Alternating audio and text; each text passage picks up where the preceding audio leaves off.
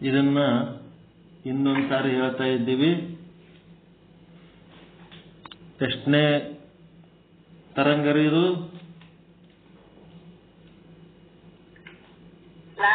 4ನೇ ತರಂಗ. ವಿಷಯಾಂಕ 198 ಮತ್ತೆ 116ನೇ ದೋಹ. ಇದ ಹೇಳದ 2 ಸಾರಿ ಹೇಳದ, ಇನ್ನೊಂದು ಸಾರಿ ಹೇಳ್ತು.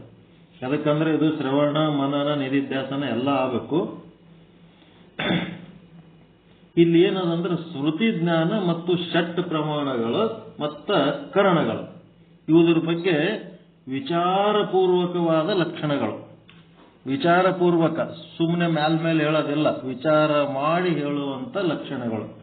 ಇಲ್ಲಿ ಏನ್ ಹೇಳಕತ್ತಾರ? ಸ್ಮೃತಿ ಪ್ರಮಾಣದ ಬಗ್ಗೆ, ಸ್ಮೃತಿ ಜ್ಞಾನದ ಬಗ್ಗೆ ಲಕ್ಷಣ ಮಾಡಿಕೊಡ್ಲಕತ್ತಾರ.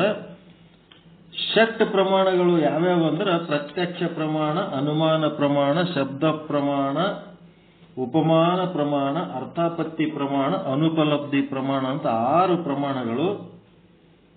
ಇದರೊಳಗೆ ಕೆಲವರು 1 ಪ್ರಮಾಣವನ್ನು ಮಾತ್ರ ಪರಿಗಣಿಸಿದ್ದಾರೆ, ಕೆಲವರು 2 ಪ್ರಮಾಣಗಳನ್ನು ಪರಿಗಣಿಸಿದ್ದಾರೆ, ಕೆಲವರು 3 ಪ್ರಮಾಣಗಳನ್ನು ಪರಿಗಣಿಸಿದ್ದಾರೆ, ಕೆಲವರು 4 ಪ್ರಮಾಣಗಳನ್ನು ಪರಿಗಣಿಸಿದ್ದಾರೆ, ಕೆಲವರು 5 ಪ್ರಮಾಣಗಳನ್ನು ಪರಿಗಣಿಸಿದ್ದಾರೆ, ಕೆಲವರು 6 ಪ್ರಮಾಣಗಳನ್ನು ಪರಿಗಣಿಸಿದ್ದಾರೆ. ನೀವು ಯಾವುದು ಪರಿಗಣಿಸ್ತಾ ಇದ್ದೀರಿ? 6 ಪ್ರಮಾಣಗಳು. ಯಾಕಂದ್ರೆ ವೇದಾಂತ ಸಿದ್ಧಾಂತಿಗಳು 6 ಪ್ರಮಾಣಗಳನ್ನು ಪರಿಗಣಿಸಿದ ಕಾರಣ ಮತ್ತು ನಮ್ಮ ಮೂಲ ಆಚಾರ್ಯರಾದ ಶಂಕರಾಚಾರ್ಯರು 6 ಪ್ರಮಾಣಗಳನ್ನು ಪರಿಗಣಿಸಿದ್ದಾರೆ. ಮತ್ತೆ ಅದೇ ವೇದಾಂತ ಸಿದ್ಧಾಂತಕ್ಕೆ ಸಂಬಂಧಪಟ್ಟಂತ ಹಿರಿಯ ಅನುಭಾವಿಗಳಾದ ಯಾರು? ಮಧುಸೂದನ ಸರಸ್ವತಿಯವರು, ಅವರು ಕೂಡ 6 ಪ್ರಮಾಣಗಳನ್ನು ಪರಿಗಣಿಸ್ಯಾರ. ಹೀಗಾಗಿ ನಾವೇನ್ ಮಾಡಬೇಕು? ಈ 6 ಪ್ರಮಾಣಗಳನ್ನು ನಾವು ಒಪ್ಕೋಬೇಕಾಗ್ಯದ. ನಾವು ವೇದಾಂತ ಸಿದ್ಧಾಂತ ಸಾಧಕರು, ಪೂರ್ವಾಚಾರ್ಯರು, ಆದಿ ಜಗದ್ಗುರು ಶಂಕರಾಚಾರ್ಯರು 6 ಪ್ರಮಾಣಗಳನ್ನು ಒಪ್ಪಿಕೊಂಡಿದ್ದಾರೆ. ಈಗ ಈ ಒಂದು ವಿಷಯಾಂಕದೊಳಗೆ 3 ಐಟಮ್ಸ್ ಅದಾವ. ಒಂದು ಸ್ಮೃತಿ ಜ್ಞಾನ, ಇನ್ನ ಒಂದು 6 ಪ್ರಮಾಣಗಳು ಮತ್ತು ಇನ್ನ ಒಂದು ಕರಣಗಳು. ಇವುಗಳ ವಿಚಾರಪೂರ್ವಕವಾದ ಲಕ್ಷಣಗಳನ್ನು ಇಲ್ಲಿ ಹೇಳಕತ್ತಾರ. ಈಗ ಸ್ಮೃತಿ ಜ್ಞಾನದ ಬಗ್ಗೆ ಒಂದ್ ಸ್ವಲ್ಪ ಎಲ್ಲ ಬಿಚ್ಚಿಡ್ಲಕತ್ತಾರ. ನಿನ್ನೆ ಹೇಳಿದ್ದೆ 4 ಜ್ಞಾನಗಳು ತಿಳ್ಕೊರಿ, ಉಳಿದದ್ದೆಲ್ಲ ಅದರ ಮೇಲೆ ಇರ್ತವೆ. ಯಾವುದು? ಒಂದು ಯಾವ ಜ್ಞಾನ? ಪ್ರಮಾಜ್ಞಾನ. ಇನ್ನ ಒಂದು ಸ್ಮೃತಿ ಜ್ಞಾನ. ಪ್ರಮಾಜ್ಞಾನಕ್ಕ ಸ್ಮೃತಿ ಜ್ಞಾನಕ್ಕ ಏನು ವ್ಯತ್ಯಾಸ?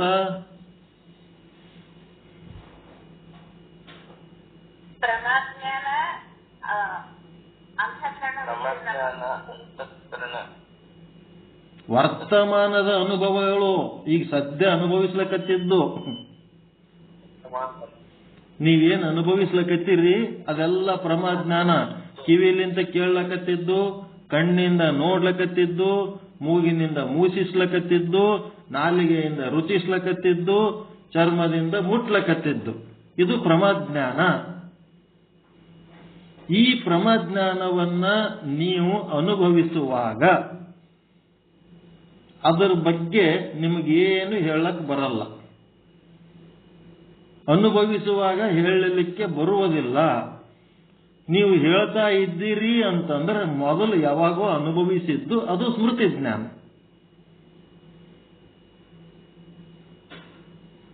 ಅನುಭವಿಸುವಾಗ ಹೇಳಲಿಕ್ಕೆ ಬರಲ್ಲ. ಈಗ ನೀವು ಪಾಠ ಕೇಳಕತ್ತಿರಲ್ಲ, ಕೇಳುವಾಗ ಹೇಳ್ತೀರ ಹಂಗ? ನೀವು ಹೇಳುವಾಗ ಕೇಳಕ್ ಬರಲ್ಲ, ಕೇಳುವಾಗ ಹೇಳಕ್ ಬರಲ್ಲ. ಎರಡು ಹೆಂಗ್ ಮಾಡ್ತೀರಿ?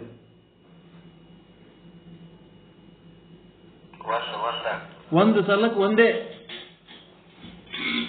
ನೀವೀಗ ಹೇಳಕತ್ತೀರಿ ಅಂತಂದ್ರೆ ಅದು ಯಾವಾಗ? ಮೊದಲು ಯಾವಾಗೋ ಕೇಳಿದ್ದು, ಯಾವಾಗೋ ಮುಟ್ಟಿದ್ದು, ಯಾವಾಗೋ ಮೂಸಿಸಿದ್ದು, ಯಾವಾಗೋ ರುಚಿಸಿದ್ದು, ಯಾವಾಗೋ ನೋಡಿದ್ದು, ಹಿಂದಿಂದೇನು ಹೇಳ್ತೀರಿ ಅದು ಸ್ಮೃತಿ ಜ್ಞಾನ. ಈಗ ಸದ್ಯ ಏನ್ ನೋಡ್ಲಿಕ್ಕತ್ತೀರಿ ಅದು ಪ್ರಮಾಜ್ಞಾನ. ಆ ಪ್ರಮಾಜ್ಞಾನ ಅನ್ನೋದು ಏನದಲ್ಲ ಅದು ವ್ಯಕ್ತಪಡಿಸ್ಲಿಕ್ಕೆ ಆಗಂಗಿಲ್ಲ, ಅನುಭವಿಸಬೇಕಷ್ಟೇ. ಅದನ್ನ ವ್ಯಕ್ತಪಡಿಸುವ ಸಮಯದಲ್ಲಿ ಅದು ಪ್ರಮಾಜ್ಞಾನ ಆಗಿರಂಗಿಲ್ಲ. ವ್ಯಕ್ತಪಡಿಸುವಾಗ ಏನಾಗಿರ್ತದ? ನೀವು ವ್ಯಕ್ತಪಡಿಸೋದೆಲ್ಲ ಎದರ್ದದು? ಪ್ರಮಾಜ್ಞಾನ ಸ್ಮೃತಿ ಜ್ಞಾನ? ನೀವು ಹೇಳಕತ್ತಿದ್ ಯಾವ್ದದು? ಸ್ಮೃತಿ ಜ್ಞಾನ ಹೇಳ್ತೀರಿ ನೀವು, ಪ್ರಮಾಜ್ಞಾನ ಹೇಳಕ್ ಬರಂಗೇ ಇಲ್ಲ. ಹಿಂದಾದ ಅನುಭವಗಳನ್ನು ಹೇಳ್ತೀರಷ್ಟೇ. ಕೆಲವರು ಸ್ಮೃತಿ ಜ್ಞಾನವನ್ನ ಪ್ರಮಾರೂಪ ಅಂತ ಒಪ್ಪಿಕೊಂಡು ಬಂದಿದ್ದಾರೆ. ಆದರೆ ನಾವು ಸ್ಮೃತಿ ಜ್ಞಾನವನ್ನು ಪ್ರಮಾ ಅಲ್ಲ ಅಂತಲೇ ಹೇಳಿದ್ದೇವೆ. ಅದು ಪ್ರಮಾ ಅಲ್ಲ. ಕೆಲವೊಬ್ಬರು ಪ್ರಮಾ ಅಂತ ಅಂತಾರ ಸ್ಮೃತಿ ಜ್ಞಾನವನ್ನ. ಅದಕ್ಕೆ ಇಲ್ಲಿ ಹೆಂಗದತ್ತಂದ್ರೆ, ನಿಮಗೆ ಮೊದಲು ಪ್ರಮಾಜ್ಞಾನ ಸ್ಮೃತಿ ಜ್ಞಾನ ಎರಡನ್ನ ಮೊದಲು ಚಂದ ತಿಳ್ಕೊಂಡ್ರಿ ಅಂತಂದ್ರೆ, ಪ್ರಮಾಜ್ಞಾನದೊಳಗ ಒಂದು ಯಥಾರ್ಥ ಜ್ಞಾನ, ಇನ್ನ ಒಂದು ಅಯಥಾರ್ಥ ಜ್ಞಾನ, ಮತ್ತು ಸ್ಮೃತಿ ಜ್ಞಾನದೊಳಗ ಒಂದು ಯಥಾರ್ಥ ಜ್ಞಾನ, ಇನ್ನೂ ಒಂದು ಅಯಥಾರ್ಥ ಜ್ಞಾನ ಅಂತ ಎರಡದಾವ. ಈಗ ಪ್ರಮಾಜ್ಞಾನದೊಳಗ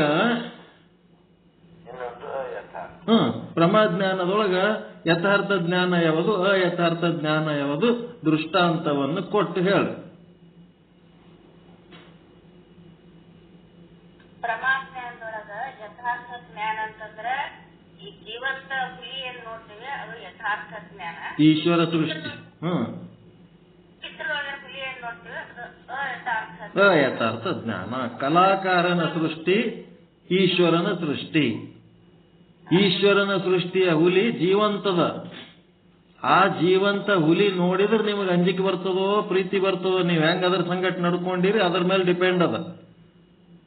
ಆದರೆ ಯಥಾರ್ಥ ಜ್ಞಾನದಿಂದ, ಅದು ಪ್ರಮಾಜ್ಞಾನದಿಂದ, ಯಥಾರ್ಥ ಪ್ರಮಾಜ್ಞಾನದಿಂದಲೇ ನಿಮಗೆ ಏನಾಗ್ತದಂತಂದ್ರೆ ತತ್ ತ್ವಂ ಅಸಿ ಅನ್ನಂಥದ್ದು ಭಾನ ಆಗ್ತದ. ಅದನ್ನು ಬಿಟ್ಟು ನೀವು ಅಯಥಾರ್ಥ ಪ್ರಮಾಜ್ಞಾನ ಅಂತಂದ್ರೆ ಚಿತ್ರದ ಹುಲಿ, ಅದನ್ನು ನೋಡಿದ್ರೆ, ಚಿತ್ರದ ಹುಲಿ ನೋಡಿದ್ರೆ ನಿಮಗೇನು ಅಂಜಿಕೆ ಬರ್ತದ? ಏನಾಗ್ತದ? ಅದ್ರ ಸಂಗತಿ ಏನ್ರ ಆಟ ಆಡ್ಲಿಕ್ಕೆ ಬರ್ತದ?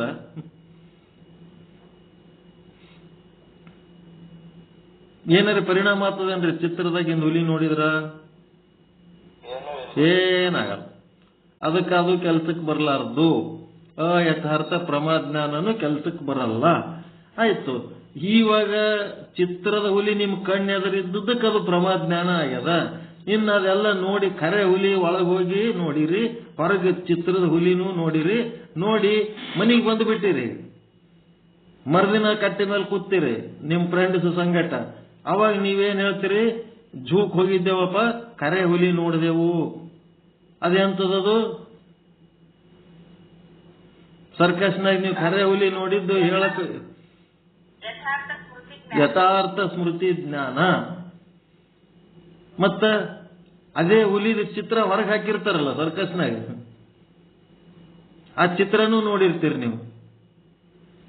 ಹುಲಿ ಚಿತ್ರ, ಕರೆ ಹುಲಿ ನೋಡಿದ್ದು ಸ್ಮೃತಿ ಜ್ಞಾನ, ಮತ್ತೆ ಹುಲಿ ಚಿತ್ರ ನೋಡಿದ್ದು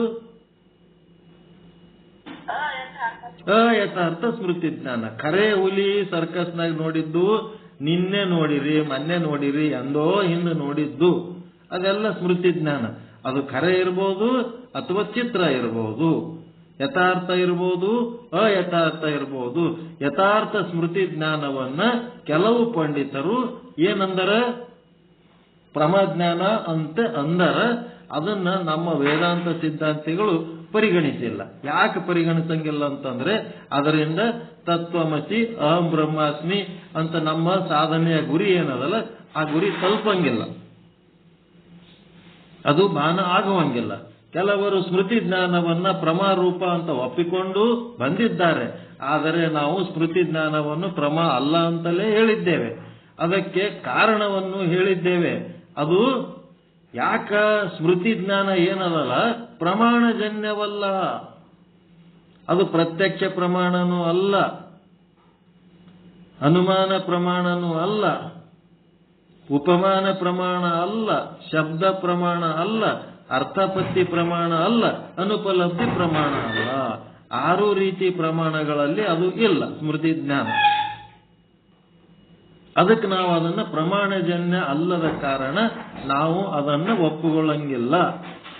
ಅದನ್ನ ಪ್ರಮಾ ಅನ್ಲಿಕ್ಕೆ ನಾವು ತಯಾರಿಲ್ಲ. ಅದು ಯಾಕಂದ್ರೆ ಅದು ಪ್ರಮಾಣಜನ್ಯವಲ್ಲ, ಅದು ಅಂತಃಕರಣ ವೃತ್ತಿಯಲ್ಲಿ ಇಲ್ಲ. ಬೇರೆ ಕೆಲವರು ಸ್ಮೃತಿ ಜ್ಞಾನಕ್ಕೆ ಪ್ರಮಾ ಅಂತ ಹೇಳಿದ್ದಾರಲ್ರಿ ಅಂದ್ರೆ ಅವರ ಲಕ್ಷಣದಲ್ಲಿ ಪ್ರಮಾಜ್ಞಾನವು ಸ್ಮೃತಿಗಿಂತ ಭಿನ್ನ ಅಂತ ಹೇಳಿಲ್ಲ. ಪ್ರಮಾಜ್ಞಾನ ಸ್ಮೃತಿಗಿಂತ ಭಿನ್ನ ಅಂತ ಹೇಳಿಲ್ಲ, ಸ್ಮೃತಿಗೇ ಹಂಗೆ ಹೇಳರು. ಸ್ಮೃತಿಯನ್ನೇ ಪ್ರಮಾ ಅಂತಂದಾರ. ನಾವು ಸ್ಮೃತಿಗಿಂತಲೂ ಭಿನ್ನ ಅಂತ ಹೇಳಿದ ಮೇಲೆ ಅವರು ಕೂಡ ಅದು ಏನಾಗ್ತದೆ, ಅಬಾಧಿತ ಅರ್ಥವನ್ನ ವಿಷಯ ಮಾಡತಕ್ಕಂಥದ್ದು ಪ್ರಮಾಜ್ಞಾನ ಎಂದು ಹೇಳಿರುತ್ತಾರೆ. ಈ ಅಬಾಧಿತ ಅರ್ಥವನ್ನ ವಿಷಯ ಮಾಡತಕ್ಕದ್ದಕ್ಕೆ ಪ್ರಮಾಜ್ಞಾನ ಅಂತ ಹೇಳಾರ. ಅಬಾಧಿತ ಅರ್ಥವನ್ನ ವಿಷಯ ಮಾಡತಕ್ಕಂಥ ಸ್ಮೃತಿ ಜ್ಞಾನವೂ ಕೂಡ ಇದೆ. ನೀವು ಕರೆ ಹುಲಿ ನೋಡಿದ್ದು ಅದೆಲ್ಲ ಸುಳ್ಳತ್ ಯಾರ ಅನ್ಲಕ್ ಬರ್ತದೇನ್ರಿ? ನೀವು ನೋಡಿದ ಅನುಭವ ಅದಕ್ಕೆ ಯಾರು ಸುಳ್ಳು ಅನ್ಲಕ್ ಬರಂಗಿಲ್ಲ. ಸ್ಮೃತಿ ಜ್ಞಾನದಾಗನು ಅಬಾಧಿತ ಅರ್ಥ ಅದ, ಬಾಧಿತ ಅರ್ಥ ಅದ. ಪ್ರಮಾಜ್ಞಾನದೊಳಗನು ಬಾಧಿತ ಅರ್ಥ ಅದ, ಅಬಾಧಿತ ಅರ್ಥ ಅದ. ಅದಕ್ಕೆ ಈ ಯಥಾರ್ಥ ಸ್ಮೃತಿ, ಅಯಥಾರ್ಥ ಸ್ಮೃತಿ ಅಂತ ಎರಡದವ. ಸತ್ಯ ವಸ್ತುವಿನ ಅನುಭವದಿಂದ ಉಂಟಾದದ್ದು ಯಥಾರ್ಥ ಸ್ಮೃತಿ, ಅಬಾಧಿತ ಅರ್ಥವನ್ನ ವಿಷಯ ಮಾಡತಕ್ಕಂಥದ್ದು ಯಥಾರ್ಥ ಸ್ಮೃತಿ ಅಂತೇಳಿ 2 ಲಕ್ಷಣಗಳನ್ನು ಹೇಳಿವಿ. ಈ ಲಕ್ಷಣಗಳಿಂದಲೇ ನಾವು ಇದನ್ನ ಪ್ರಮಾ ಅನ್ಬೇಕು. ಬಾಧಿತ ಅರ್ಥವನ್ನ ವಿಷಯ ಮಾಡತಕ್ಕಂಥ ಸ್ಮೃತಿಯು ಅಯಥಾರ್ಥ ಸ್ಮೃತಿ. ಸ್ಮೃತಿ ಜ್ಞಾನದಲ್ಲಿ ಯಥಾರ್ಥ ಅಯಥಾರ್ಥ ಅಂತ ಏನೇ ಇದ್ದರೂ ಸಹಿತ, ಅದು ಯಥಾರ್ಥನೇ ಇರಬಹುದು, ಏನೇ ಇದ್ದರೂ ಸಹಿತ ಆ ಸ್ಮೃತಿ ಜ್ಞಾನದಿಂದ ತತ್ವಮಸಿ ಭಾನವಾಗುವುದಿಲ್ಲ. ಅದು ಜೊಳ್ಳು ಕಾಳು ಇದ್ದಂಗ. ಅದರಿಂದ ಅಡಿಗೆ ಮಾಡ್ಕೊಂಡು ಉಂಡ್ರೆ ಏನು ಶಕ್ತಿ ಬರಲ್ಲ, ಜೊಳ್ಳದು. ತತ್ವಮಸಿ ಭಾನವಾಗುವುದಿಲ್ಲ. ಯಾವುದು ಭ್ರಾಂತಿ ಜ್ಞಾನವಿರುತ್ತದೆಯೋ ಅದು ಅಬಾಧಿತ ಅರ್ಥವನ್ನು ವಿಷಯ ಮಾಡುವುದಿಲ್ಲ. ಈ ಸ್ಮೃತಿ ಜ್ಞಾನ ಇರ್ಬೋದು, ಭ್ರಾಂತಿ ಜ್ಞಾನ ಇರ್ಬೋದು, ಭ್ರಮಜ್ಞಾನ ಇರ್ಬೋದು, ಸಂಶಯ ಜ್ಞಾನ ಇರ್ಬೋದು, ಮತಿ ಜ್ಞಾನ ಇರ್ಬೋದು. ಇವು ಯಾವ ಏನದವಪ್ಪ ಅಂತಂದ್ರೆ ಅಬಾಧಿತ ಅರ್ಥವನ್ನ ಕೊಡಂಗೆ ಇಲ್ಲವು. ಯಥಾರ್ಥ ಜ್ಞಾನ ಈ ಪ್ರಮಾಜ್ಞಾನದಿಂದಲೇ ಉಂಟಾಗ್ತದೆ. ಅಬಾಧಿತ ಅರ್ಥ ಪ್ರಮಾಜ್ಞಾನದಿಂದಲೇ ಉಂಟಾಗ್ತದೆ. ಇನ್ನು ಮುಂದೆ ಇದು ಸ್ಮೃತಿ ಜ್ಞಾನದ್ದು ಬಿಟ್ಟು ಮುಂದೆ ಭ್ರಾಂತಿ ಜ್ಞಾನಕ್ಕೆ ಬಂದರು. ಈ ಭ್ರಾಂತಿ ಜ್ಞಾನದ ಕಡೆಗೆ ಒಂದು ಸ್ವಲ್ಪ ಲಕ್ಷ್ಯ ಹಾಕ್ರಿ.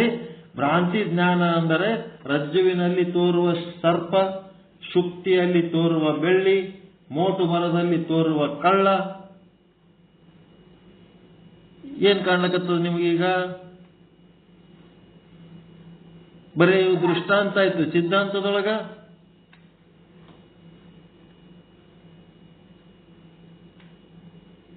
ಕೂಟಸ್ಥನಲ್ಲಿ ತೋರುವ ಪಿಂಡಾಂಡ, ಕೂಟಸ್ಥನಲ್ಲಿ ತೋರುವ ಪಿಂಡಾಂಡ, ಬ್ರಹ್ಮನಲ್ಲಿ ತೋರುವ ಬ್ರಹ್ಮಾಂಡ. ದೃಷ್ಟಾಂತ ಕಡೆ ಹೋಗಂಗೆಲೆ ನಾವು ಬರೇ ಈ ಒಂದು ಏನ್ ಮಾಡೀವಿ, ಭ್ರಾಂತಿ ಜ್ಞಾನ ಅಂತ ಹೇಳಿ, ಈ ಭ್ರಾಂತಿ ಅಂದ್ರೆ ಅವಕ್ಕೆ ಸರ್ಪ, ರಜ್ಜು ಇವೇ ಹೇಳ್ತೀವಿ. ಕೂಟಸ್ಥ ಮತ್ತು ಬ್ರಹ್ಮ ಏನದರ ಈ ಚೇತನ ಸ್ವರೂಪರು, ಈ ಚೇತನಗಳಲ್ಲಿ ತೋರುವ ಬ್ರಹ್ಮಾಂಡ ಪಿಂಡಾಂಡಗಳು ಇವು ಭ್ರಾಂತಿ ಹೌದಲ್ರಿ? ಇವು ಬ್ರಹ್ಮನಲ್ಲಿ ತೋರುವ ಬ್ರಹ್ಮಾಂಡ, ಆ ಬ್ರಹ್ಮಾಂಡ ಹೆಂಗದ? ಹಾವಿದ್ದಂಗದ. ಬ್ರಹ್ಮ ಹೆಂಗದನ? ಹಾಗಿದ್ದಂಗದನ. ಕೂಟಸ್ಥ ಹೆಂಗದನ? ಹಾಗಿದ್ದಂಗದನ. ಪಿಂಡಾಂಡ ಹೆಂಗದ? ಹಾವಿದ್ದಂಗದ. ಯಾಕದ ಹಾವು ಕಾಣಿಸ್ತದ? ಯಾಕೆ ಬ್ರಹ್ಮಾಂಡ ಕಾಣಿಸ್ತದ? ಯಾಕೆ ಪಿಂಡಾಂಡ ಕಾಣಿಸ್ತದ ಅಂತಂದ್ರೆ ಬೆಳಕಿಲ್ಲದಕ್ಕ, ಜ್ಞಾನ ಇಲ್ಲದಕ್ಕ. ಯಾವಾಗ ಬೆಳಕು ಬಂತು ಆವಾಗ ಓಹೋ ಇದು ಹಾವಲ್ಲ, ಇದು ಹಗ್ಗ, ಇದು ಪಿಂಡಾಂಡ ಅಲ್ಲ, ಇದು ಕೂಟಸ್ಥ. ಇದು ಬ್ರಹ್ಮಾಂಡ ಅಲ್ಲ, ಇದು ಬ್ರಹ್ಮ. ಬರಬರಿನಾ? ಬರೀ ದೃಷ್ಟಾಂತದ ಮಾತಾಡ್ತೀವಿ, ಸಿದ್ಧಾಂತದಕ್ಕೆ ಹೋಗಂಗೆ ಇಲ್ಲ. ಇದೆ ಮೋಟು ಮರ, ಕಳ್ಳ, ಬರೀ ಇವೇ ಮಾತಾಡೋದು. ಇವೆಲ್ಲ ಭ್ರಾಂತಿ ಜ್ಞಾನಗಳು. ಇವೆಲ್ಲವೂ ಅಬಾಧಿತ ಅರ್ಥವನ್ನ ವಿಷಯ ಮಾಡುವುದಿಲ್ಲ. ಈ ಬ್ರಹ್ಮಾಂಡಗಳು, ಪಿಂಡಾಂಡಗಳು, ಸರ್ಪ, ಶುಕ್ತಿ, ಕಳ್ಳ, ಇವೆಲ್ಲ ನಾವೇನು ಕಾಣ್ಲಕತ್ತೀವಲ್ಲ, ಈ ಭ್ರಾಂತಿ ಜ್ಞಾನಗಳು, ಇವುಗಳಿಂದ ಅಬಾಧಿತ ಅರ್ಥ ಆಗಂಗಿಲ್ಲ. ಅವು ಬಾಧಿತಗೊಳ್ತವ. ಬೆಳಕು ಬಂತಂತಂದ್ರೆ ಸಾಕು, ಹಾವು ಹೋಗ್ತದ, ಹಗ್ಗ ಬರ್ತದ. ಬ್ರಹ್ಮಜ್ಞಾನ ಆಯ್ತಂತಂದ್ರೆ ಆಯ್ತು, ದೇಹ ಹೋಗ್ತದ, ಕೂಟಸ್ಥ ಉಳಿತಾನ. ಕೂಟಸ್ಥನೇ ದೇಹ ರೂಪದಲ್ಲಿ ಕಾಣ್ಲಿಕ್ಕತ್ತಾನ. ಬ್ರಹ್ಮನೇ ಬ್ರಹ್ಮಾಂಡ ರೂಪದಲ್ಲಿ ಕಾಣ್ಲಿಕ್ಕತ್ತಾನ. ಯಾಕಂತಂದ್ರೆ ನಮ್ಮ ದೃಷ್ಟಿಯಲ್ಲಿ ಮಾಯ ಇರುವ ಕಾರಣ, ಅಜ್ಞಾನ ಇರುವ ಕಾರಣ, ಅವಿದ್ಯೆ ಇರುವ ಕಾರಣ ನಮಗ ಬ್ರಹ್ಮಾಂಡ ಪಿಂಡಾಂಡಗಳು ತೋರ್ಲಿಕ್ಕತ್ತಾವ. ಅವು ಅಬಾಧಿತ ಅರ್ಥ ಕೊಡಂಗಿಲ್ಲ, ಅವು ಬಾಧಿತ ಅರ್ಥ ಕೊಡ್ತಾವ. ಬೆಳಕು ಬತ್ತು, ಬ್ರಹ್ಮಜ್ಞಾನ ಆಯ್ತಂದ್ರೆ ಅವು ಇರಂಗಿಲ್ಲ, ಹೋಗ್ಬಿಡ್ತಾವ. ಅದಕ್ಕೆ ಸರ್ಪದ ಜ್ಞಾನವು ಹಗ್ಗದ ಜ್ಞಾನದಿಂದ ಬಾಧಿತವಾಗುತ್ತದೆ. ಬೆಳ್ಳಿಯ ಜ್ಞಾನವು ಶುಕ್ತಿಯ ಜ್ಞಾನದಿಂದ ಬಾಧಿತವಾಗುತ್ತದೆ.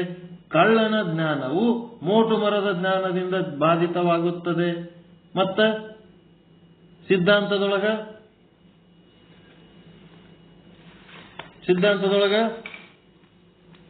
ಬ್ರಹ್ಮನ ಜ್ಞಾನದಿಂದ ಜಗತ್ತು ಬ್ರಹ್ಮಾಂಡ ಬಾಧಿತ ಆಗ್ತೈತಿ. ಕೂಟಸ್ಥನ ಬ್ರಹ್ಮಾಂಡದ ಜ್ಞಾನವು, ಬ್ರಹ್ಮಾಂಡದ ಜ್ಞಾನ, ನಿಮಗೆ ಬ್ರಹ್ಮಾಂಡ ಕರೆ ಅನಿಸ್ಲಿಕ್ಕತ್ತದ. ಜ್ಞಾನವು ಬ್ರಹ್ಮದ ಜ್ಞಾನದಿಂದ ಬಾಧಿತವಾಗುತ್ತದೆ. ಹೌದಾ?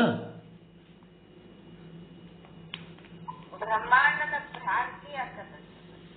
ಭ್ರಾಂತಿ ಏನ್ರಿ? ಭ್ರಾಂತಿ ಜ್ಞಾನ ಎಲ್ಲ ಭ್ರಾಂತಿ ಜ್ಞಾನ, ಭ್ರಮಜ್ಞಾನ.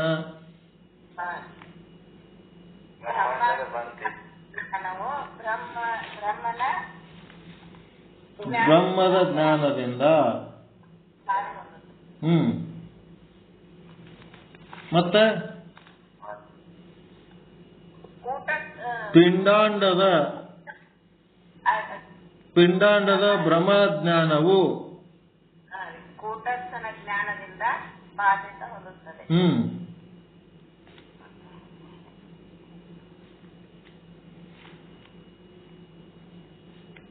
ಚಂದದ ಪಕ್ಕ ಚಂದ. ಪಿಂಡಾಂಡದ ಬ್ರಹ್ಮಜ್ಞಾನ.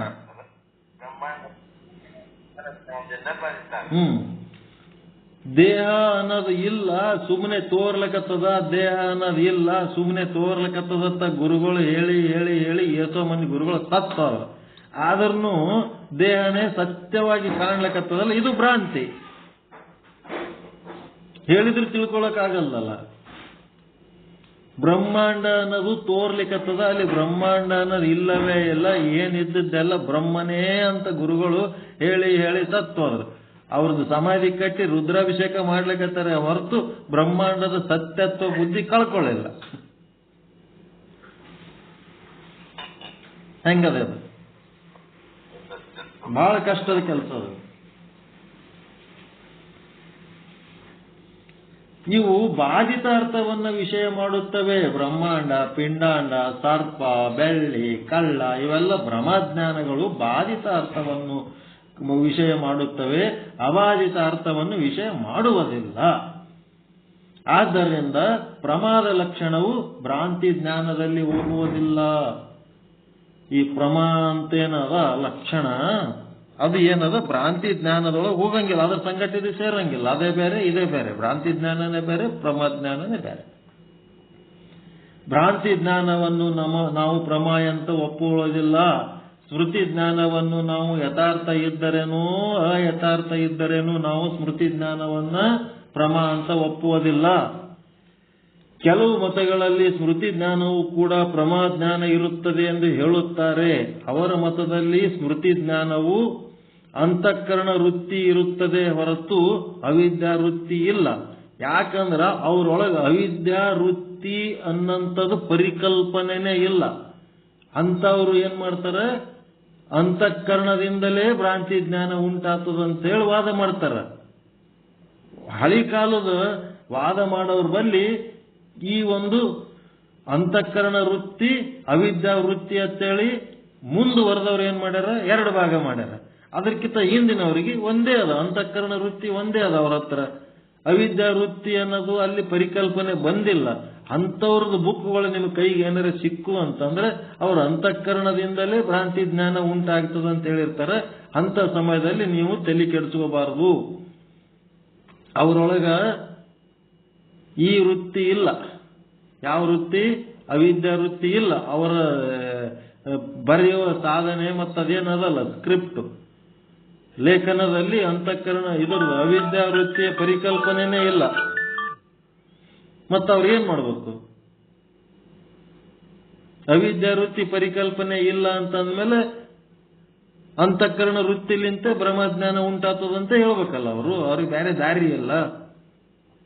ಅದಕ್ಕೆ ಕೇಳ್ತಾರೆ ಅವರು, ಕೆಲವು ಮತಗಳಲ್ಲಿ ಸ್ಮೃತಿ ಜ್ಞಾನವನ್ನು ಕೂಡ ಪ್ರಮಾಜ್ಞಾನವಿರುತ್ತದೆ ಎಂದು ಹೇಳುತ್ತಾರೆ.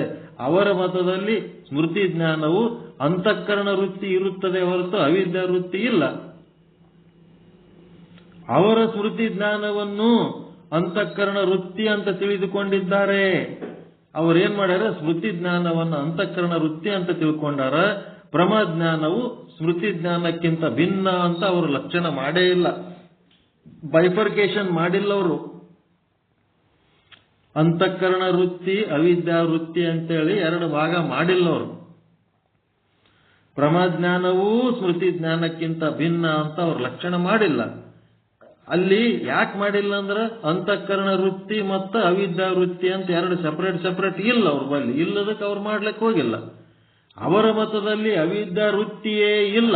ನೋಡ್ರಿ, 3 ಕಾರಣಗಳು ಹೇಳ್ತಾರ. ಹಂಗೆ ಯಾಕೆ ಹೇಳ್ಯಾರ ಅಂತಂದ್ರೆ 3 ಕಾರಣಗಳು. ಒಂದು ಕಾರಣ ಏನು, ಸ್ಮೃತಿ ಜ್ಞಾನವನ್ನು ಅಂತಃಕರಣ ವೃತ್ತಿ ಅಂತ ತಿಳಿದುಕೊಂಡಾರ. ಯಾಕೆ ತಿಳ್ಕೊಂಡಾರ? ಪ್ರಮಾಜ್ಞಾನವು ಸ್ಮೃತಿ ಜ್ಞಾನಕ್ಕಿಂತ ಭಿನ್ನ ಅಂತ ಅವ್ರ ಲಕ್ಷಣ ಮಾಡಿಲ್ಲ. ಎರಡು ಭಾಗ ಮಾಡೇ ಇಲ್ಲ ಅವರು. ಪ್ರಮಾಜ್ಞಾನ, ಸ್ಮೃತಿ ಜ್ಞಾನ, ಅಂತಃಕರಣ ವೃತ್ತಿ, ಅವಿದ್ಯಾ ವೃತ್ತಿ ಅಂತೇಳಿ ಎರಡು ಭಾಗ ಮಾಡಿಲ್ಲ ಅವರು. ಅವರ ಮತದಲ್ಲಿ ಅವಿದ್ಯಾ ವೃತ್ತಿಯೇ ಇಲ್ಲ. ಮತ್ತೇನ್ ಮಾಡ್ಬೇಕು? ಏನ್ ಮಾಡ್ಬೇಕ್ರಿ?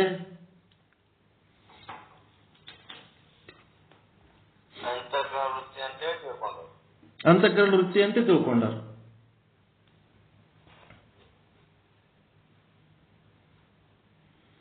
ಅಂತವರು ಸ್ಮೃತಿಯನ್ನು ಪ್ರಮಾ ಅಂತ ಹೇಳಿಕೊಂಡು ಬಂದಿದ್ದಾರೆ. ಅವ್ರೇನ್ ಮಾಡ್ಯಾರ, ಸ್ಮೃತಿಯನ್ನು ಕೂಡ ಪ್ರಮಾ ಅಂತ. ಅವ್ರ ಬಳಿ ಬೇರೆ ಚಾನ್ಸೇ ಇಲ್ಲ ಅಲ್ಲಿ ಹೇಳ್ಕೊಳಕ. ಅವಿದ್ಯಾ ವೃತ್ತಿ ಅನ್ನೋದು ಇಲ್ಲವೇ ಇಲ್ಲ. ಮತ್ತ ಅವ್ರು ಏನ್ ಹೇಳ್ಬೇಕು, ಇದೆ ಅಂತ ಹೇಳ್ಕೊಂಡ್ರೆ ಅದು ಬಹಳ ಓಲ್ಡ್ ಮೆಥಡ್ನಾಗ ಹಿಂಗದ ಅಂತ ಹೇಳ್ತಾರ. ಇಂಥವ್ ಏನಾರ ಬುಕ್ ನಿಮಗೆ ಸಿಕ್ಕಾಗ ಕನ್ಫ್ಯೂಸ್ ಆಗಬಾರ್ದನ್ನ ಕಾರಣಕ್ಕ ಅವ್ರೇನ್ ಮಾಡ್ಯಾರ, ಈ ರೀತಿ ಅದನ್ನು ನಿಮಗೆ ತಿಳಿಸ್ಯಾರ. ತಿಳಿಸೋ ಅವಶ್ಯಕತೆ ಇಲ್ಲ, ಆದ್ರೂ ಹೇಳಕ್ ಬರಂಗಿಲ್ಲ. ಮತ್ತು ಅದು ಸಾಕ್ಷಿಯ ಆಶ್ರಿತದಲ್ಲೂ ಇರುವುದಿಲ್ಲ. ಅದು ಸಾಕ್ಷಿಯ ಆಶ್ರಿತದಲ್ಲಿ ಇಲ್ಲ. ಅಲ್ಲಿ ಅವ್ರ ಬಳಿ ಅಂಥದ್ದೇನು ಇಲ್ಲ ವ್ಯವಸ್ಥೆ. ಅದು ಪ್ರಮಾಜ್ಞಾನ ಆಗಿತ್ತು ಅಂತ ಅಂದ್ರೆ ಪ್ರಮಾತೃವಿನ ಆಧೀನದೊಳಗಿರುತ್ತದೆ. ಅವ್ರ ಬಳಿ ಸಾಕ್ಷಿಯ ಆಶ್ರಿತ ಅಂತಿಲ್ಲ, ಪ್ರಮಾತೃವಿನ ಆಧೀನ ಅಂತೇ ಅದ ಅಲ್ಲಿ ಅವ್ರ ಹತ್ರ. ಅಂದ್ರೇನು? ಪ್ರಮಾತೃ ಅಂದ್ರ ಜೀವ. ಅವಿದ್ಯಾ ವೃತ್ತಿ ದ್ವಾರ ಸಾಕ್ಷಿಯು ಯಾವುದನ್ನು ಪ್ರಕಾಶ ಮಾಡುತ್ತದೆಯೋ ಅದನ್ನು ಸಾಕ್ಷಿ ಭಾಷೆ ಎನ್ನುತ್ತಾರೆ. ಅಲ್ಲಿ ಸಾಕ್ಷಿಯ ಆಶ್ರಿತ ಇರುತ್ತದೆ. ಆದ್ರೆ ಆ ಸಾಕ್ಷಿಯ ಆಶ್ರಿತ ಇಲ್ಲ, ಮತ್ತೆ ಅವಿದ್ಯಾ ವೃತ್ತಿ ಇಲ್ಲ. ಹಿಂಗಿದ್ದತ್ನಾಗ ಅವ್ರು ಏನ್ ಮಾಡ್ಬೇಕು? ಪಾಪ ಒಂದೇ ಹೇಳ್ಬೇಕು, ಅವರು ಹೇಳುವುದು ಸ್ಮೃತಿ ಜ್ಞಾನವು ಅಂತಃಕರಣ ವೃತ್ತಿ ಇದೆ, ಪ್ರಮಾತದ ಆಶ್ರಿತ ಇರುತ್ತದೆ ಅಂತ. ಯಾಕಂದ್ರೆ ಅಂತಃಕರಣ ವೃತ್ತಿಗೆ ಪ್ರಮಾತಾನೇ ಜೀವನೇ ಆಶ್ರಯವಾಗಿರುತ್ತಾನೆ. ಅದಕ್ಕೆ ಸಾಕ್ಷಿ ಅಲ್ಲ. ಅಂತಃಕರಣ ವೃತ್ತಿಗೆ ಅಂತಃಕರಣ ವೃತ್ತಿಗೆ ಯಾರ ಆಶ್ರಯ? ಜೀವ. ಹೀಗಾಗಿ ಸಾಕ್ಷಿ ಅಲ್ಲ ಅಂಥೇಳಿ ಎಲ್ಲೆಲ್ಲಿ ಪ್ರಮಾತ ಅಂತ ಬರುತ್ತದೆಯೋ ಅಲ್ಲೆಲ್ಲಿ ಪ್ರಮಾಜ್ಞಾನಕ್ಕೆ ಆಶ್ರಿತ ಇರುತ್ತದೆ. ಯಾವುದು? ಅಂತಃಕರಣನೇ ಆಶ್ರಿತ ಇರ್ತದೆ ಅಂತ ಬರೀತಾನೋ, ಆಭಾಸನಲ್ಲೇ ಆಶ್ರಿತ ಅದ. ಈ ರೀತಿಯಿಂದ ಸ್ಮೃತಿ ಜ್ಞಾನವು ಕೆಲವರ ಮತದಲ್ಲಿ ಅಂತಃಕರಣ ವೃತ್ತಿ ರೂಪವಿದೆ, ಆದ್ದರಿಂದ ಪ್ರಮಾ ರೂಪವೆಂದು ಕರೆಯಲ್ಪಡುತ್ತದೆ. ಮತ್ತು ಕೆಲವರ ಮತದಲ್ಲಿ ಅವಿದ್ಯಾ ವೃತ್ತಿ ಇರುತ್ತದೆ, ಆದ್ದರಿಂದ ಪ್ರಮಾ ರೂಪವಿರುವುದಿಲ್ಲ. ಅವಿದ್ಯಾ ವೃತ್ತಿ ಇರ್ತದೆ, ಅದು ಪ್ರಮಾ ರೂಪ ಇರುವಂಗಿಲ್ಲ. ಅವಿದ್ಯಾ ವೃತ್ತಿ ಎಲ್ಲದ? ಸಾಕ್ಷಿ ಆಶ್ರಯ ಎಲ್ಲದ ಅಲ್ಲಿ ಅವಿದ್ಯಾ ರೂಪದಲ್ಲಿ ಇರ್ತದದು ಜ್ಞಾನ. ಅದು ಅಂತಃಕರಣ ವೃತ್ತಿ ಅಲ್ಲ, ಅದು ಪ್ರಮಾತರುವಿನ ಆಶ್ರಯ ಅಲ್ಲ. ಹೀಗಾಗಿ ಅದಕ್ಕೆ ನಾವೇನಂತೀವಿ? ಅದಕ್ಕೆ ಪ್ರಮಾ ಅನ್ನಂಗಿಲ್ಲ. ಕೆಲವರ ಮತದಲ್ಲಿ ಅವಿದ್ಯಾ ವೃತ್ತಿ ಇರುತ್ತದೆ. ಅವಿದ್ಯಾ ವೃತ್ತಿ ಇದ್ದಲ್ಲಿ ಏನ್ ಮಾಡ್ತಾರ? ಎಲ್ಲಿ ಅವಿದ್ಯಾ ವೃತ್ತಿ ಇರ್ತದೋ ಅದಕ್ಕೆ ಸಪರೇಟ್ ಮಾಡಿಬಿಡ್ತಾರ ಬ್ರಹ್ಮಜ್ಞಾನವನ್ನ. ಸ್ಮೃತಿ ಜ್ಞಾನ ಅವೆಲ್ಲ ಓಸು ಅವಿದ್ಯಾ ವೃತ್ತಿಯಲ್ಲಿ ಉಂಟಾಗ್ತವ, ಅದಕ್ಕೆ ಆಶ್ರಯವಾದ ಸಾಕ್ಷಿ ಆದ ಅಂತ ಹೇಳ್ತಾರೆ. ಇವ್ರದ್ರೆ ಸಾಕ್ಷಿ ಇಲ್ಲ, ಅವಿದ್ಯಾ ವೃತ್ತಿ ಇಲ್ಲ, ಅಲ್ಲಿರೋದು ಒಂದೇ ಅಂತಃಕರಣ, ಒಂದು ಜೀವ. ಪ್ರಮಾತೃವಿನ ಆಶ್ರಯದಲ್ಲಿ ಅಂದ್ರೆ ಜೀವನ ಆಶ್ರಯದಲ್ಲಿ ಅಂತಃಕರಣ ವೃತ್ತಿ ಅದ. ಆ ಅಂತಃಕರಣ ವೃತ್ತಿ ಒಳಗೆ ಈ ಪ್ರಮಾಜ್ಞಾನ ಏನದಲ್ಲ, ಸ್ಮೃತಿ ಜ್ಞಾನ ಪ್ರಮಾಜ್ಞಾನ ಎಲ್ಲ ಅದರಿಂದ ಉಂಟಾತವ ಅಂತ ಹೇಳಿಬಿಟ್ರು. ಇವ್ರು ಹಂಗಿಲ್ಲ. ಯಾರ ಮತದಲ್ಲಿ ಈ ಒಂದು ಸಾಕ್ಷಿ ಭಾಷ್ಯ ಆದೋ, ಯಾರ ಮತದಲ್ಲಿ ಸಾಕ್ಷಿಯ ಆಶ್ರಯ ಆದೋ, ಯಾರ ಮತದಲ್ಲಿ ಅವಿದ್ಯಾ ಇದರಿಂದ ಭಿನ್ನವಾದಂತ ಒಂದು ಯಾವುದು ಅಂತಃಕರಣದಿಂದ ಭಿನ್ನವಾದ ಏನ್ರಿ?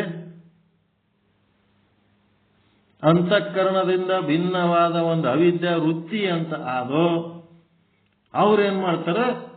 ಪ್ರಮಾ ಅಂತೇಳಿ ಈ ಒಂದು ಸ್ಮೃತಿ ಜ್ಞಾನಕ್ಕೆ ಪ್ರಮಾ ಅನ್ನಂಗಿಲ್ಲ ಅವರು. ಕೆಲವರ ಮತದಲ್ಲಿ ಅವಿದ್ಯಾ ಅನ್ನೋ ಪರಿಕಲ್ಪನೆ ಅದ, ಆದ್ದರಿಂದ ಪ್ರಮಾ ರೂಪವಿರುವುದಿಲ್ಲ.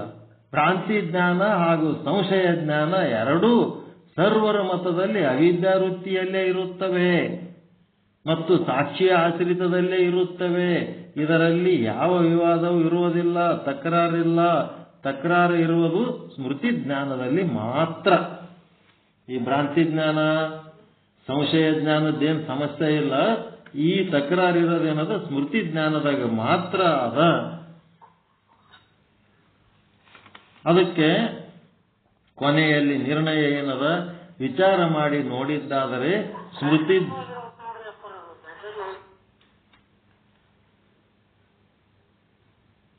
ಏನಾಯ್ದ್ರಿ?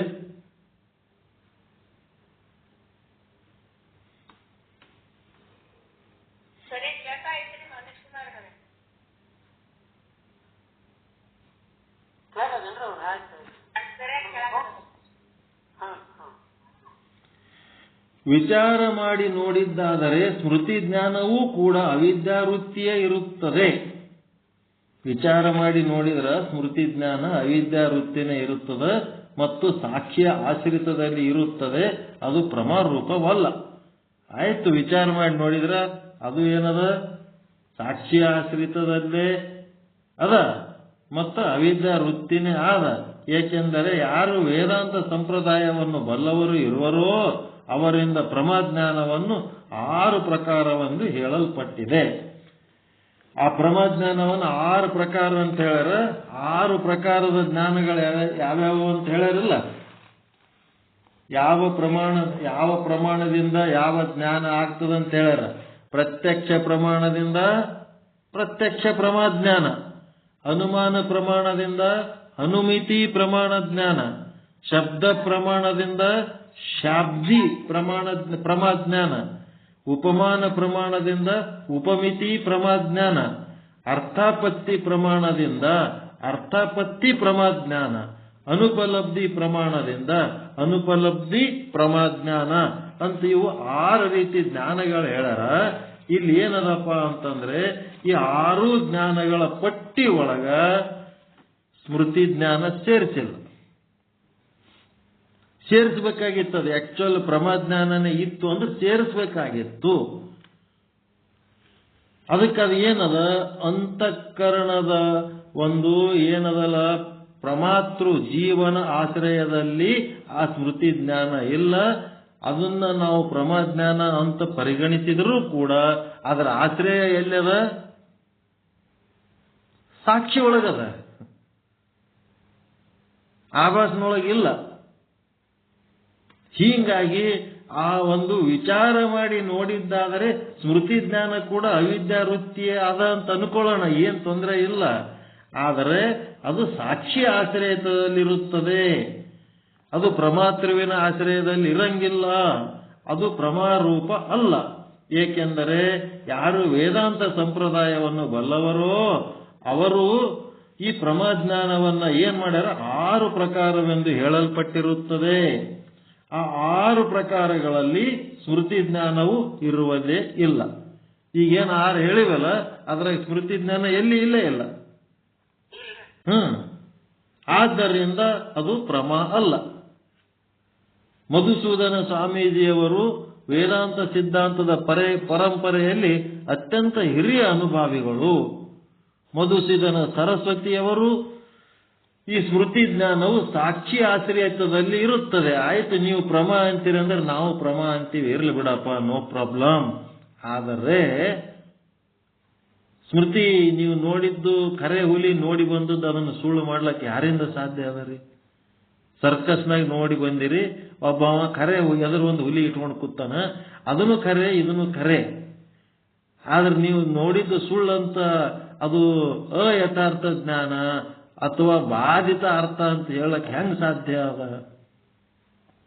ಅದನ್ನು ಅಬಾಧಿತ ಅರ್ಥನೇ ಕೊಡ್ಲಕತ್ತದ. ನಮ್ಗೆ ಹುಲಿ ಅಂದ್ರೆ ಏನಂತೇಳಿ ಅಬಾಧಿತ ಅರ್ಥನೇ ಕೊಡ್ಲಕತ್ತದ ಸ್ಮೃತಿ ಜ್ಞಾನ. ಆದ್ರ ಅದರ ಆಶ್ರಯ ಎಲ್ಲಿದಪ್ಪ ಅಂತಂದ್ರೆ ಸಾಕ್ಷಿ ಒಳಗದ, ಪ್ರಮಾತಾಗಿ ಇಲ್ಲ. ಅದಕ್ಕೆ ವೇದಾಂತ ಸಿದ್ಧಾಂತದ ಪರಂಪರೆಯಲ್ಲಿ ನಾವು ಸ್ಮೃತಿ ಜ್ಞಾನವನ್ನ ಪ್ರಮಾಜ್ಞಾನನೇ ಅಂತ ಅಂತೀವಿ ಖರೆ, ಆದ್ರ ಅದರ ಆಶ್ರಯವನ್ನ ನಾವು ಈ ಒಂದು ಅಂತಃಕರಣ ರೂಪ ಇದೆವದಲ್ಲ ಪ್ರಮಾತೃ ಅಂದ್ರೆ ಆಭಾಸನ ಆಶ್ರಯದಲ್ಲಿ ಅದು ಇಲ್ಲ. ಅದು ಅದರ ಆಶ್ರಯ ಎಲ್ಲದ, ಸಾಕ್ಷಿ ಒಳಗಾದ ಅಂತ ಹೇಳಿ 6 ಜ್ಞಾನಗಳ ಪ್ರಮಾಜ್ಞಾನಗಳ ಪಟ್ಟಿ ಒಳಗದ ಇಲ್ಲದ ಕಾರಣ ನಾವು ಅದನ್ನ ಪ್ರಮಾ ಅಂತ ಅನ್ನಂಗಿಲ್ಲ. ಮಧುಸೂದನ ಸರಸ್ವತಿಯವರು ಸ್ಮೃತಿ ಜ್ಞಾನವು ಸಾಕ್ಷಿಯ ಆಶ್ರಿತದಲ್ಲೇ ಇರುತ್ತದೆ ಎಂದು ಹೇಳಿರುತ್ತಾರೆ. ಅವರು ಕೂಡ ಸ್ಮೃತಿ ಜ್ಞಾನವನ್ನ ಪ್ರಮಾಜ್ಞಾನ ಅಂತ ಒಪ್ಪಿಕೊಂಡಿಲ್ಲ. ಹೀಗಾಗಿ ನಾವು ಅದನ್ನು ಪ್ರಮಾಜ್ಞಾನ ಅಂತ ಒಪ್ಪಿಕೊಳ್ಳಂಗಿಲ್ಲ. ಯಾರು ಒಪ್ಪಿಕೊಂಡಿದ್ರಂತ ಒಪ್ಪಿಕೊಳ್ಳಿ, ಏನ್ ನಮ್ದೇನ್ ತಕರಾರಿಲ್ಲ. ನಮಗ 6 ಜ್ಞಾನಗಳೇನದವ ಆ ಜ್ಞಾನಗಳ ಪಟ್ಟಿ ಒಳಗೆ ಬಂದ್ರೆ ನಾವು ಒಪ್ಪಿಕೊತೀವಿ, ಇಲ್ಲ ಅಂದ್ರೆ ಅದನ್ನ ಜ್ಞಾನ ಅಂತ ನಾವು ಒಪ್ಪಿಕೊಳ್ಳಂಗಿಲ್ಲ, ಪ್ರಮಾಜ್ಞಾನ ಅಂತ.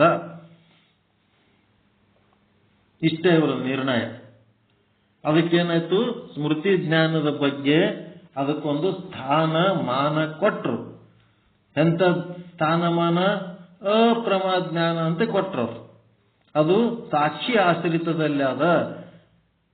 ಅದು ಯಥಾರ್ಥ ಜ್ಞಾನ ಕೊಟ್ಟಿರ್ಬೋದು, ಅಯಥಾರ್ಥ ಜ್ಞಾನ ಕೊಟ್ಟಿರ್ಬೋದು, ಏನೇ ಕೊಟ್ಟಿರ್ಬೋದು, ಅದು ಸಾಕ್ಷಿ ಆಶ್ರಿತದಲ್ಲಿರುವ ಕಾರಣ ಮತ್ತು ಪ್ರಮಾತೃವಿನ ಆಶ್ರಯದಲ್ಲಿ ಇಲ್ಲದ ಕಾರಣ ಅದಕ್ಕೆ ಅಪ್ರಮಾಜ್ಞಾನ ಅಂತ ಕೊಟ್ಟದ. ಅದನ್ನು ಪ್ರಮಾಜ್ಞಾನ ಅಂತ ಒಪ್ಪಿಕೊಳ್ಳಲಿಕ್ಕೆ ಆಗುವುದಿಲ್ಲ. ಯಾಕಂದ್ರೆ ಹಿರಿಯ ವೇದಾಂತ ಸಿದ್ಧಾಂತಿಗಳು ಆ ವೇದಾಂತ ಸಿದ್ಧಾಂತದ ಪರಂಪರೆಯಲ್ಲಿ ಅದನ್ನು ನಾವು ಪ್ರಮಾ ಅಂತ ಒಪ್ಪಿಕೊಂಡಿಲ್ಲ. ಇಷ್ಟೇಳಿ ನಾಳೆಗೇನ್ ಮಾಡ್ತದ, ಮತ್ತೆ ಈ 6 ಈಗ ಸ್ಮೃತಿ ಜ್ಞಾನದ ಬಗ್ಗೆ ಹೇಳ್ಯಾರಲ್ಲ, ಒಟ್ಟು 3 ಐಟಮ್ ಅದಾವ ಇದ್ರಾಗ. ಸ್ಮೃತಿ ಜ್ಞಾನ, ಷಟ್ ಪ್ರಮಾಣಗಳು ಮತ್ತ ಕರ್ಣಗಳು. ಈಗ ಸ್ಮೃತಿ ಜ್ಞಾನದ ಬಗ್ಗೆ ತಿಳಿತಲ್ರಿ? ಸ್ವಚ್ಛ ಏನಾರು ಡೌಟ್ ಇದ್ರೆ ಚರ್ಚೆ ಮಾಡ್ರಿ. ಎಲ್ಲಾರ ಯಾರ್ಯಾರ ಪ್ರಮಾಜ್ಞಾನ ಅಂತಿದ್ರಂತಂದ್ರೆ ಅನ್ಲಿ, ಏನ್ ತೊಂದರೆ ಇಲ್ಲ. ನಾವು ನಿಮ್ ಸಂಗಡ ಪ್ರಮಾಜ್ಞಾನ ಅಂತೀವಿ, ಆದ್ರೆ ಅದು ಪ್ರಮಾತೃವಿನ ಆಶ್ರಿತದಲ್ಲಿಲ್ಲ, ಅದು ಸಾಕ್ಷಿಯ ಆಶ್ರಿತದಲ್ಲಿ ಆದ. ಆ ಕಾರಣದಿಂದ ನಾವು ಅದನ್ನ ಪ್ರಮಾಜ್ಞಾನ ಅಂತ ಒಪ್ಪಂಗಿಲ್ಲ, ಅದು ಅಪ್ರಮಾಜ್ಞಾನ ಅಂತ ಒಪ್ಕೋತಿ. ಯಾಕಂದ್ರೆ ಅದರಿಂದ ನಮಗೇನು ಪರಿಣಾಮ ಉಂಟಾಗಲ್ಲ. ಹಿಂದಿನ ನೆನಪಿನಿಂದ ನಮಗೇನು ಪರಿಣಾಮ ಉಂಟಾಗಲ್ಲ.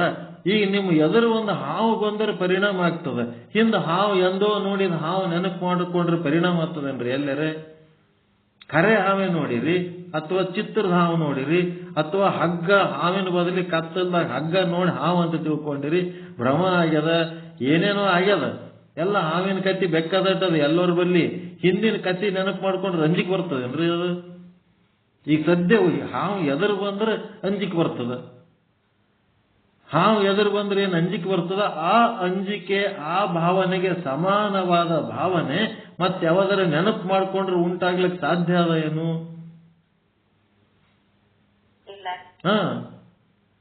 ಸ್ಮೃತಿ ಜ್ಞಾನದಲ್ಲಿ ಯಥಾರ್ಥ ಇರ್ಬೋದು, ಅಯಥಾರ್ಥ ಇರ್ಬೋದು, ಭ್ರಮ ಇರ್ಬೋದು, ಭ್ರಾಂತಿ ಇರ್ಬೋದು, ಏನಿದ್ರು ಸಹಿತ ಕಣ್ಣೆದರೇನು ಹಾವು ಬಂದಾಗ ನಮಗೇನು ಪರಿಣಾಮ ಆಗ್ತದ, ಆ ಪರಿಣಾಮ ಯಾವುದರಿಂದಲೂ ಆಗ್ಲಿಕ್ಕೆ ಸಾಧ್ಯ ಇಲ್ಲ.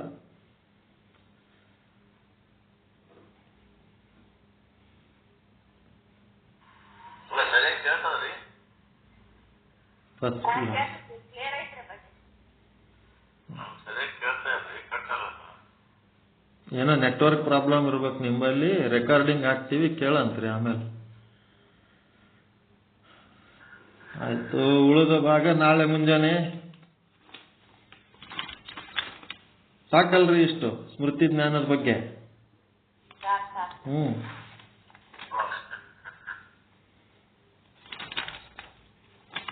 ನಾಳೆ ಮುಂಜಾನೆ 6 ಪ್ರಮಾಗಳು ಹೆಂಗ, ಏನು ಪ್ರಮ ಅಂದ್ರೆ ಪ್ರಮಾಜ್ಞಾನಗಳು ಹೆಂಗ ಆಗ್ತವ ಹೇಳ್ತಾರ. ನಾಳೆ ಬೆಳಗ್ಗೆ ಕೇಳೋಣ. ಎಲ್ಲರಿಗೂ ಒಳಿತಾಗಲಿ, ಎಲ್ಲರಿಗೂ ಶುಭವಾಗಲಿ. ಪರಮಾನಂದ ಪ್ರಾಪ್ತಿ ಭವ, ಸರ್ವ ದುಃಖ ನಿವೃತ್ತಿ ಭವ, ಇಷ್ಟಾರ್ಥ ಸಿದ್ಧಿರಸ್ತು. ಯಶಸ್ವಿ ಭವ, ಯಶಸ್ವಿ ಭವ. ಜೈ ಶುದ್ಧ ಬ್ರಹ್ಮ, ಜೈ ಜೈ ಶುದ್ಧ ಬ್ರಹ್ಮ. ಎಲ್ಲರಿಗೂ ಶರಣಾರ್ಥಿಗಳು. ಓಂ ಶಾಂತಿ ಶಾಂತಿ ಶಾಂತಿ. ಶರಣಾರ್ಥಿಗಳು.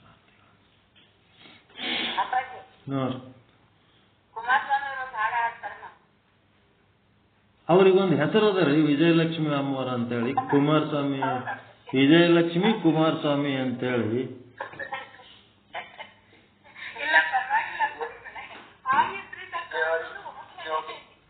Identity by there name.